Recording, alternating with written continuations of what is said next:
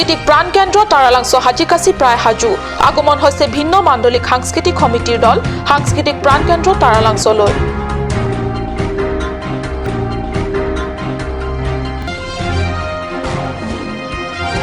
সাহিত্য একাডেমী উদ্যোগত দিল্লীত আয়োজিত ৰাষ্ট্ৰীয় সেমিনাৰ আৰু জনগোষ্ঠীয় কবি সন্মিলনলৈ আমন্ত্ৰিত উদয়মান কবি অন্তৰণ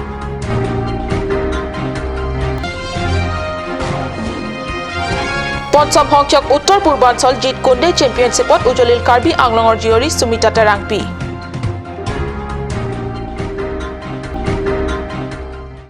নমস্কাৰ অসমীয়া প্ৰাইম টাইমলৈ স্বাগতম জনাইছো ষ্টুডিঅত মই সঞ্চিতা তেৰাংপি আগবাঢ়িছো প্ৰথমটো খবৰলে কাৰ্বি সকলৰ হিয়াৰ আমঠু কাৰ্বি যুৱ মহোৎসৱৰ বাবে হাজিকাছি হাজু হৈছে সাংস্কৃতিক প্ৰাণকেন্দ্ৰ তাৰালাংছ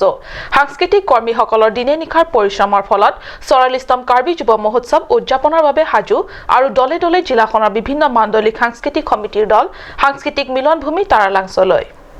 হয় কাৰ্বি সাংস্কৃতিক গুৰু ৰাংচিনা চাৰ্পৰ বিশাল বাকৰিত সংগীত নৃত্যৰে পুনৰ বছৰটোৰ মূৰত অহা কালিৰে পৰা জীপাল হৈ উঠিব মুখৰিত হৈ উঠিব সাংস্কৃতিক ক্ষেত্ৰ তাৰালাংছৰ আকাশ বতা সাংস্কৃতিক প্ৰেমী তথা সাংস্কৃতিক কৰ্মীসকলৰ দিনে নিশাই নিৰবিচ্ছিন্ন পৰিশ্ৰমৰ ফলত মনোমোহা হৈ উঠিছে গ্ৰীক এমথি থিয়েটাৰ আৰ্হিত তৈয়াৰী আৰু কাৰ্বি সাংস্কৃতিক গুৰু ৰাংচিনা চাৰ্পৰ প্ৰিয় শিষ্যদ্বয়ৰ নামেৰে নামাকৰণ চেং মিৰ্জেং আৰু লং মিৰ্জেং মঞ্চও হাজু হৈ উঠিছে আধুনিক মনৰ সাংস্কৃতিক প্ৰেমীৰ বাবে তৈয়াৰী ফুলিংলাং মঞ্চও সাংস্কৃতিক ক্ষেত্ৰত প্ৰত্যেকবাৰৰ দৰে এইবাৰো জিলাখনৰ বিভিন্ন নৃগোষ্ঠীয় সকলৰ পৰম্পৰাগত আৰ্হিৰ ঘৰসমূহ হাজু হৈ উঠিছে লগতে ট্ৰেডিশনেল বজাৰ আৰু ভিন্ন খাদ্য সম্ভাৰৰ হাৰি হাৰি ষ্টলসমূহ হাজু হৈ উঠিছে মহোৎসৱ থলীলৈ অহা হাজাৰ হাজাৰ পৰ্যটক তথা দৰ্শক আৰু গ্ৰাহকসকললৈ অপ্যায়নৰ বাবে চৌখিন দৰ্শকৰ বাবে নৌকা বিহাৰ কৰিব পৰাকৈ হাজু কৰিছে সাংস্কৃতিক ক্ষেত্ৰৰ ভিতৰতে থকা বিশাল পুখুৰী তাৎপৰ্যপূৰ্ণভাৱে এইবাৰ মহোৎসৱলৈ ঢাপলি মেলি অহা স্থানীয় তথা দেশ বিদেশী পৰ্যটকসকলে অতিৰিক্ত কিছুমান নতুন শিল্পকলা দেখিবলৈ সুযোগ পাব ইয়াৰ ভিতৰত নথেংপি আহেম উল্লেখনীয় ফুলিলাং মঞ্চৰ ফালে দক্ষিণ পশ্চিম কোণত কিছু ওপৰৰ অংশত দেখিবলৈ পাব নথেংপি আহেম কাৰ্বি বিবাহিত মহিলাই কাণৰ লটিত পিন্ধা নথেংপি আৰ্হিত অতি সূক্ষ্ম কাৰুকাৰ্য খটুৱাই শিল্পী মনৰ ব্যক্তিসকলে সজাইছে এই নথেংপি আহেম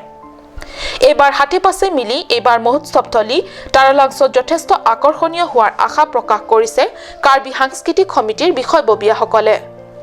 তাৰালাংছলৈ মাণ্ডলিক সাংস্কৃতিক দলসমূহৰ আগমনে উমাল হৈ উঠিছে অহা কালিৰে পৰা আৰম্ভ হ'ব বিভিন্ন পৰম্পৰাগত খেল ধেমালিৰ পৰা আদি কৰি নৃত্য গীতৰ প্ৰতিযোগিতাসমূহ উল্লেখ্য সাংস্কৃতিক বিশাল মহোৎসৱস্থলী নৃত্য গীত বিভিন্ন খাদ্য সম্ভাৰ ৰং বিৰং পৰম্পৰাগত সাজ পোছাক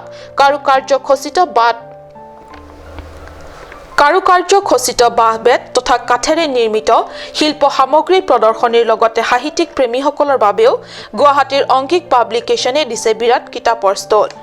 মুঠতে সাংস্কৃতিক ক্ষেত্ৰ তাৰালাংছত সংস্কৃতিৰ লগতে ভাষা সাহিত্যৰ সোৱাদো দৰ্শক গ্ৰাহকে তথা পৰ্যটকে ল'ব পাৰিব মুঠ কথা ভিন্ন ৰুচি মনৰ বাবে ভিন্ন ৰুচি সামগ্ৰীৰে আনন্দ দিবলৈ হাজু হৈ উঠিছে সাংস্কৃতিক মিলনভূমি তাৰালাংছ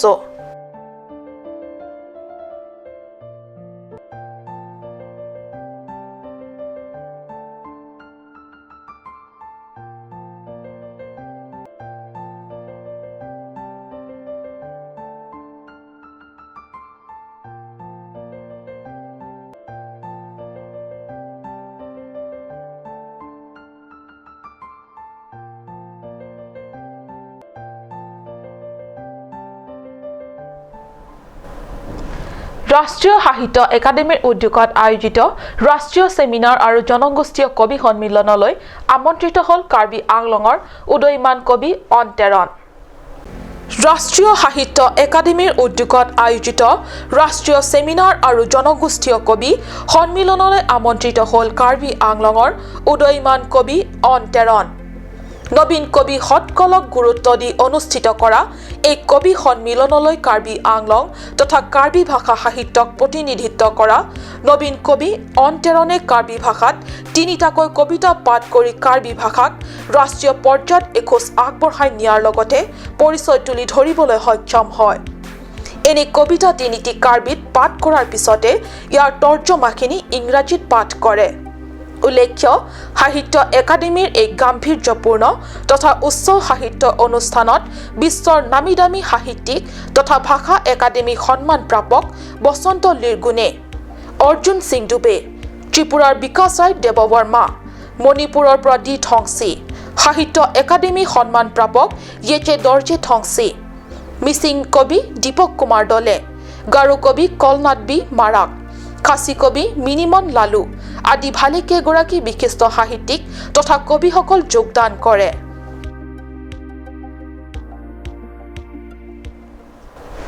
পঞ্চম সংখ্যক উত্তৰ পূৰ্বাঞ্চলৰ জিতকণ্ডে চেম্পিয়নশ্বিপত উজলিল কাৰ্বি আংলঙৰ জীয়ৰী সুমিতা টেৰাংপি। 10 ফেব্ৰুৱাৰীত জিতকণ্ড চেম্পিয়নশ্বিপত অফ আছাম উদ্যোগত অনুষ্ঠিত martial art sport and cultural association of Assam সৌজন্যত গুৱাহাটীৰ ভোগেশ্বৰী ফুকননী ইনডোৰ ষ্টেডিয়ামত অনুষ্ঠিত এই প্ৰতিযোগিতামূলক খেলখন। কাৰ্বি আংলঙলৈ সুনাম কঢ়িয়াই অনা কেইবাগৰাকী খেলুৱৈৰ ভিতৰত উদয়মান খেলুৱৈৰ নাম সঘনে উচ্চাৰিত কাৰ্বি আংলং ক্ৰীড়াপ্ৰেমী ৰাইজৰ মুখত। শেহতীয়াকৈ 45 কেজি ওজনৰ তলৰ শাখাত খেলি সুনীতাই ৰূপৰ পদক লাভ কৰে। উল্লেখ্য, এই উদয়মান খেলুৱৈগৰাকীয়ে অলপতে অনুষ্ঠিত হৈ যোৱা ৱুছু চেম্পিয়নশ্বিপতো অংশগ্ৰহণ কৰি পদক অৰ্জন কৰি পাহাৰীয়া জিলা কাৰ্বি আংলঙলৈ সুনাম কঢ়িয়াই আনিবলৈ সক্ষম হয়। আৰু খেলুৱৈগৰাকীক 2018 নৱবৰ্ষ উদযাপন অনুষ্ঠানত কাৰ্বি ছাত্ৰ সন্থাই উষ্ম আদৰণি জনায়। বন্য হস্তীৰ আক্ৰমণত নিহত এগৰাকী 60 বছৰীয়া বৃদ্ধা। বোকাজানৰ পূব সংমণ্ডল বিভাগৰ অধীনত শিশুৰাম গাঁৱত মাজনিশাত সংঘটিত এই আক্ৰমণৰ ঘটনা। হাতীৰ আক্ৰমণত ৰাধিকা মালি নামৰ এগৰাকী 60 বছৰীয়া বৃদ্ধা দুখজনক মৃত্যুক সাৱটিবলগীয়া হয়। সঘনাই হাতী মানুহৰ সংঘাতে কাৰ্বি আংলং জিলাৰ বনাঞ্চল নিকট এলেকাসমূহত এক অবৰ্ণনীয় পৰিস্থিতিৰ সৃষ্টি কৰিছে। পূব কাৰ্বি আংলং আৰু পশ্চিম কাৰ্বি আংলঙত 1-2 দিনৰ মূৰে মূৰে ক'ৰবাত নহয় ক'ৰবাত হাতীৰ আক্ৰমণত মানুহ আহত অথবা নিহত হোৱাৰ বাতৰিয়ে যেন এক নিত্য নৈমিত্যত ঘটনাত পৰিণত হৈছে। বোকাজান পূব সংমণ্ডল বন বিভাগৰ অন্তৰ্গত শিশুৰাম গাঁৱত যোৱা নিশা বনৰীয়া হাতীৰ আক্ৰমণ চলে। হাতীৰ আক্ৰমণত ৰাধিকা মালি নামৰ এগৰাকী 60 বছৰীয়া বৃদ্ধা কৰুণ মৃত্যুক আঁকোৱালি ল'ব লগা হয় আৰু ৰাধিকাৰ স্বামী নাৰায়ণ মালি গুৰুতৰভাৱে আহত হয়। ইমানেই নহয়, হাতীৰ জাকে গাঁওখনৰ কেইবাটাও বাসগৃহ ভাঙি লণ্ডভণ্ড কৰি থৈ যায়। আমাৰ কাট নিউজৰ সাংবাদিকৰ আগত গয়া ৰাইজে ব্যক্ত কৰা মতে সেই অঞ্চলত হাতীৰ জাক প্ৰায় সদায় নিশা হ'লেই গোটেইখন পিটপিটাই থাকে। দিনৰ ভাগ তেওঁলোকৰ দিনবোৰ ভালে ভালে গ'লেও সন্ধিয়া আন্ধাৰ হৈ অহাৰ লগে লগে ভয়ংকৰ সপোন যেন নামি আহে গাঁওবাসীৰ বাবে। বন বিভাগে এই ঘটনা সংঘটিত হোৱাৰ খবৰ পায়ো এই বাতৰি যুগুতোৱা পৰলৈকে কোনো বনকৰ্মী উপস্থিত হৈ বিতং তথ্য লৈ ক্ষুদ্ৰ মানৱীয়তাৰ দায়িত্বকণো প্ৰদৰ্শন কৰা পৰিলক্ষিত হোৱা নাই। একাংশ সচেতন ৰাইজৰ প্ৰশ্ন, দিনে দিনে হাতী মানুহৰ সংঘাতৰ খবৰ পাই থাকিলেও ৰাজ্য তথা জিলাৰ বন বিভাগ তথা চৰকাৰে কেৱল নীৰৱ ভূমিকা পালন কৰিয়ে থাকিবনে অথবা এই সন্দৰ্ভত একো কৰণীয় নাইনে? বোকাজানৰ পৰা আনন্দ টেৰাঙৰ ৰিপৰ্ট, কাট নিউজ। সময় হৈছে চমু বাণিজ্যিক বিৰতিৰ।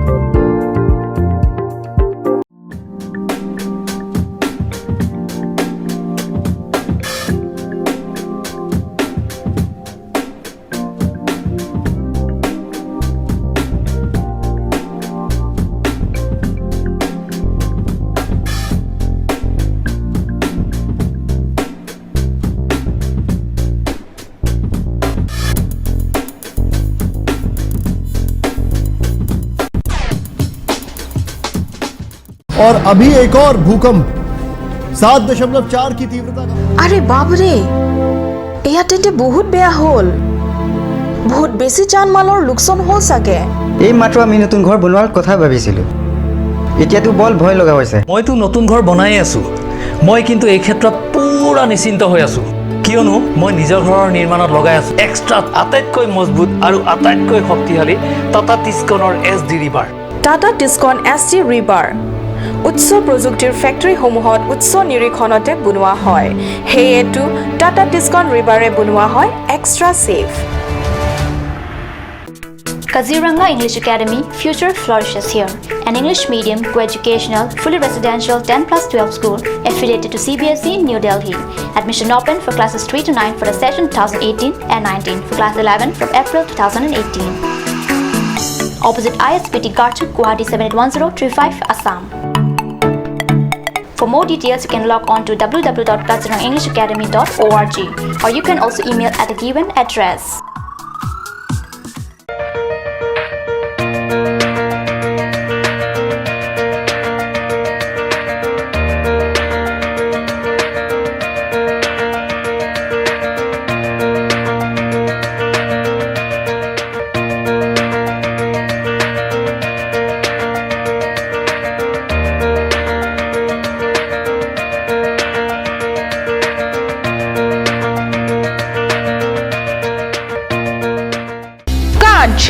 Assamese Small Industries Development Corporation Limitedৰ পৰা ঘৰত নিত্য প্ৰয়োজনীয় সামগ্ৰীসমূহ আপোনালোকৰ বাবে সাজু কৰা হৈছে নিত্য প্ৰয়োজনীয় বিবিধ ৰস ফলৰ ৰস বজাৰৰ দোকানে পাব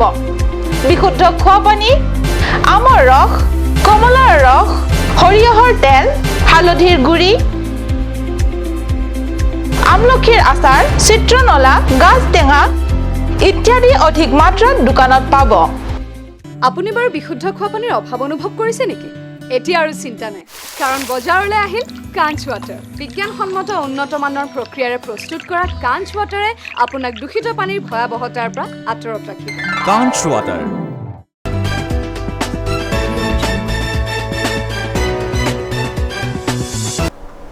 বিৰতিৰ পিছত পুনৰ স্বাগতম জনাইছো বাতৰি মজিয়ালে ৰাজ্যখনত আছে জনস্বাস্থ্য কাৰিকৰী বোলা বিয়াগুম বিভাগটোৰ বিভিন্ন আঁচনিয়ে ঢুকি পোৱা নাই ভিতৰুৱা অঞ্চলৰ ৰাজ্যক যাৰ ফলত অস্বাস্থ্যকৰ জানজুৰিৰ পানী সেৱন কৰি জীৱন অতিবাহিত কৰিবলগীয়া হৈছে গাঁওবাসী হয় ৰাজ্যখনৰ জনস্বাস্থ্য কাৰিকৰী বিভাগটোৰ বহু আঁচনিয়ে ঢুকি পোৱা নাই এই পাহাৰীয়া জিলা পশ্চিম কাৰ্বি আংলঙক যি বিভাগটোত গয়া পিছপৰা দুখীয়া ৰাইজৰ বাবেও আছে বিভিন্ন আঁচনি পশ্চিম কাৰ্বি আংলঙৰ বৈঠালাংছত এই সকল লোকে অস্বাস্থ্যকৰ জানজুৰি নিজৰাৰ পানী সেৱন কৰি জীৱন অতিবাহিত কৰিছে মাৰঙে বৈঠালাংছৰ ৰং ফাৰা ৰং আদন কে দন ক্ৰিপলি বাগদ কেজো নালাং লা মাছৰ কাটা লংলে নালাং আছে জনবাম ন দম চৰালা এটুপি বিশুদ্ধ খোৱা পানীৰ বাবে হাহাকাৰ কৰি বৈঠালাংছৰ ৰংফাৰ গাঁৱৰ লগতে বহু অঞ্চলৰ মহিলাই পোৱা পাহাৰৰ পৰা বৈ অহা নিজৰাৰ পানী সংগ্ৰহৰ বাবে হাতে কলহ লৈ ভিৰ কৰেহি এইদৰে প্ৰতিদিনে বৈঠালাংছৰ পৰা জাছন ইংঘি ৰিপৰ্ট কাৰ্ড নিউজ পথ দুৰ্ঘটনা তাৰাবছা সমীপৰ ৩৬ নং ৰাষ্ট্ৰীয় ঘাইপথত এখন এলপি ট্ৰাক বাগৰি পৰে পথ দুৰ্ঘটনা তাৰাবছা সমীপৰ ৩৬ নং ৰাষ্ট্ৰীয় ঘাইপথত এখন এলপি ট্ৰাক বাগৰি পৰে উত্তৰ বৰবিল উপ আৰক্ষী চকীৰ অন্তৰ্গত তাৰাবছা সমীপৰ ৰাষ্ট্ৰীয় ঘাইপথৰ দাঁতিত এইদৰে বাগৰি পৰে মাল বুজাই কৰা AS025 BC 6110 নম্বৰৰ এই ট্ৰাকখন গাড়ীৰ চালকে জানিবলৈ দিয়া মতে গুৱাহাটীৰ পৰা অহা এই ট্ৰাকখন ডিমাপুৰলৈ যাবলগীয়া আছিল প্ৰত্যক্ষদৰ্শীৰ একাংশৰ মতে ট্ৰাকখনত অধিক বুজা কঢ়িয়াই অনাৰ বাবে এইদৰে ভাৰসাম্য ৰাখিব নোৱাৰি পথৰ দাঁতিত বাগৰি পৰাৰ সন্দেহ প্ৰকাশ কৰিছে স্পেচিয়েল ৰিপৰ্ট কাৰ্ড নিউজ বুকাজান মহকুমা অন্তৰ্গত বলাই হানসি গাঁৱত তৃতীয় সংখ্যক কাৰ্বি পৰম্পৰাগত হেনউপ আহিকেকান অনুষ্ঠান উলহ মালহেৰে সম্পন্ন হয় দিনজোৰা কাৰ্যসূচীৰ অংশ হিচাপে পুৱা ৯ বজাত ডেকা গাভৰুসকলক উষ্ম আদৰণি জনায় বুকাজান মহকুমা অন্তৰ্গত বলাই হানসি গাঁৱত তৃতীয় সংখ্যক কাৰ্বি পৰম্পৰাগত হেনউপ আহিকেকান অনুষ্ঠান উলহ মালহেৰে সম্পন্ন হয় দিনজোৰা কাৰ্যসূচীৰ অংশ হিচাপে পুৱা ৯ বজাত ডেকা গাভৰুসকলক উষ্ম আদৰণি জনায় ইয়াৰ পিছতে হেমফু ৰিচত যজুন পূজা আদি বিধিগত পূজা অৰ্চনা কৰে অনুষ্ঠানত হেমফু মুগ্ৰাং আদৰবাৰ সভাপতি বেনসিং Timung আমলং Ingti Jitu Phukan Thomson Timung lichen Engleng Anthony Kathar Haren হানছে আৰু ৰকু টকবি প্ৰমুখ্যে বিশিষ্ট ব্যক্তিসকলে বিশেষ অতিথি হিচাপে অনুষ্ঠানত ভাগ লয় বিশেষ অতিথি হিচাপে উপস্থিত থকা হেমফু মুগ্ৰাঙৰ সভাপতি বেনসিং টিমুঙে হেনউপ আহিকেকান অনুষ্ঠান উদ্বোধন কৰে আনহাতে অনুষ্ঠানৰ মাজতে ডেকা গাভৰুসকলৰ দ্বাৰা হাচাকেকান আৰু হেনউপ আহিকেকান আদি নৃত্য পৰিৱেশন কৰা হয় হেনউপ আহিকেকান অনুষ্ঠানত শেষত আটাই মিলি এসাঁজ প্ৰীতিভোজত মিলিত হয় আজিৰ অসমীয়া প্ৰাইম টাইম ইমানতে সামৰিছো ধন্যবাদ